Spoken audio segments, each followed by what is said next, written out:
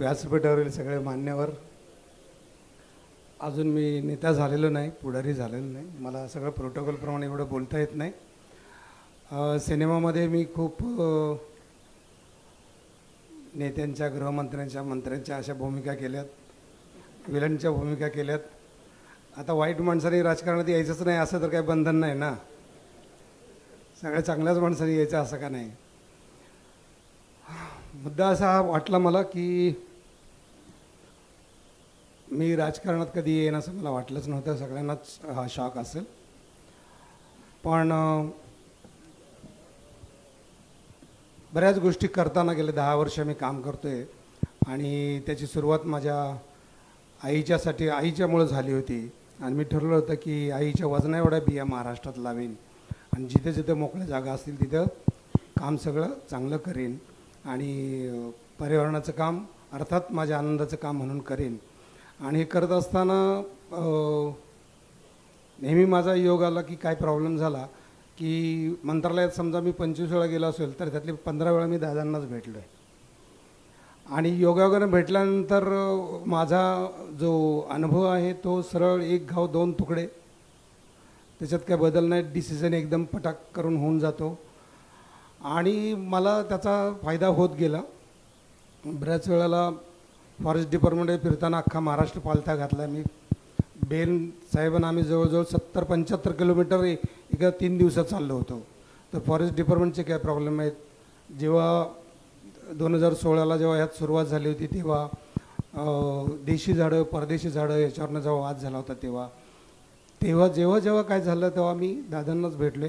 दादांना भेटणं म्हणजे पहाटे 6ला भेटा, नाही तर 8ला पुण्याला भेटत, नाही तर 7ला, अशा परिस्थितीत नेहमी भेटणं. पण नेहमी वेळेचं भान ठेवून आणि पटपट डिसिजन घेऊन कामं झाली, त्यामुळे त्याच्याबद्दल नेहमीच मला आदर वाटला. आणि अचानक ह्या 8 दिवसात ठरलं की राजकारणात इकडं घेतलं तर काय होईल. तर मला वाटलं की बरेच प्रश्न बाहेर राहून बोलण्यापेक्षा आज जाऊन सिस्टीममध्ये जाऊनच आपल्याला सोडवावे लागतील आणि जे सुटत नाहीत. आणि त्यात जर दादांसारखा माणूस असेल तर मग काय, राष्ट्रवादी काँग्रेस असेल तर मग काय, तर मला वाटलं का नाही.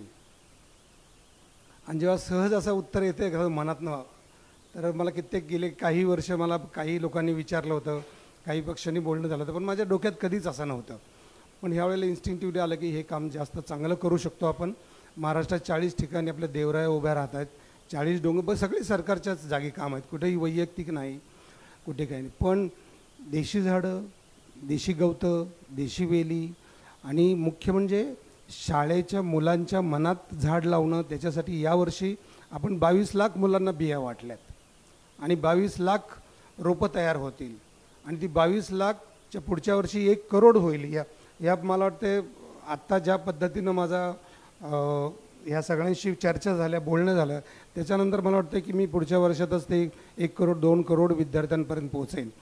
आणि जर बरोबर सिस्टीममधनं काम झालं तर वृक्षप्रसाद योजना, जी मी आता परवा आंध्र प्रदेशच्या डेप्युटी CM पवन कल्याणलासुद्धा भेटलो आणि त्यांनीसुद्धा सांगितलं की ही योजना फार चांगली आहे. तर झाडे लावा झाडे जगवा म्हणण्यापेक्षा ती जर भक्तांच्या थ्रू सुरू झाली तर किती भारी काम होईल. तर मला असं वाटतं की सगळ्याच गोष्टी आज बोलत नाही तुमच्याशी, पण मला असं वाटतं की मला काही या पक्षाच्या यांच्या विचारांच्या काही स्ट्रॅटेजीज मला आवडल्यात.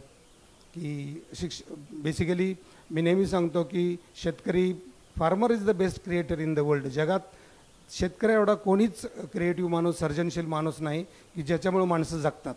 बाकीच्या सगळ्या सर्जनशील ज्या कला आहेत त्या कलांनी काही पोट भरत नाही, पण शेतकरी जेव्हा काहीतरी नवीन उगवतो, नवीन निर्माण करतो, त्याने पोट भरतं. आणि त्या शेतकऱ्यांच्या योजनासाठी नेहमीच मला दादांशी आमची जेव्हा तटकरे साहेब जेव्हा चर्चा झाली तेव्हा असं वाटलं की हे चांगले डिसिजन आहेत, चांगले डिसिजन घेत आहेत. यावर्षीचा जो लाडकी बहीणचा जो डिसिजन आहे, आज आपल्याला वाटतं की आपल्याकडे पैसे आहेत, आपल्याला आपण काही करू शकतो, गाडीनं जाऊ शकतो, पण अगदी बारीक गावातल्या बारक्या हातातोंडावर पोट असतं त्या माणसांचा जेव्हा विचार करतो तेव्हा त्यांचं समाधान बघतो की ह्या योजनेतनं त्यांना कसा फायदा होतो आहे, असं वाटतं की यांचे काही डिसिजन चांगले होतात. एका पॉईंटला मी ठरवलं की आपण जायचं, आता काय हटत नाही, होऊन जाऊ दे, जे व्हायचं ते होऊन जाऊ दे. आता आपण सुरू करतो आहे, त्याप्रमाणे आपण ह्यात उतरतो आहे. आणि मला असं वाटतं की यांच्याकडून सगळ्यांकडून मी चांगले धडे घेईन चांगलं अभ्यास करेन, विचार करेन. राष्ट्रवादी काँग्रेसनं दादा तुम्ही सगळ्यांनी माझा आदरपूर्वक, मला तुमच्याबद्दल नेहमीच आदर आहे, पण मला हा सन्मान तुम्ही दिला, मला आनंद वाटला. आणि याच्यापुढं फार विचारपूर्वक आणि जी माझ्या डोक्यात जी कामं आहेत जी व्हायला पाहिजेत ती पुढच्या 5 वर्षात नक्कीच योग्य पद्धतीने जातील असं मला वाटतंय. आणि बाकी काही स्वार्थ नाही, म्हणजे मला असं काही की हे कमवायचं आणि ते कमवायचं असं काही नाही. माझ्या आयुष्यात सगळं करून झाले, 500-600 फिल्म झाल्या, जगात सगळं चांगलं नाव आहे. आज जिथं जाईल तिथं आपल्याला आनंद, आपल्याकडे बघितल्यानंतर लोकांना आनंद होतो, याच्यापेक्षा अजून काय पाहिजे आयुष्यात. तर तो आनंद जगभर मला मिळत असतो.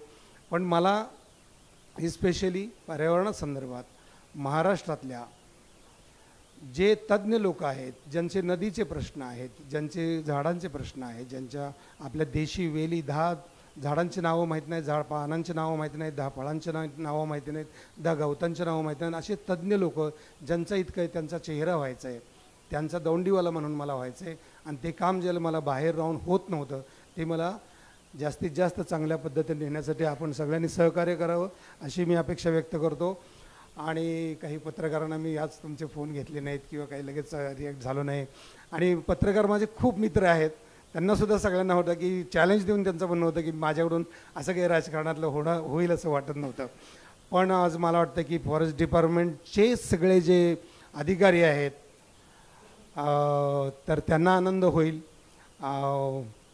मला असं वाटतं की मी सगळ्याच गोष्टी आज बोलत नाही, पण मला वाटतं की चांगल्या मार्गावर आहे, चांगल्या पक्षात आहे. काय सगळे पक्ष एकसारखेच असतात, पण मला वाटतं की हे इथं जे मला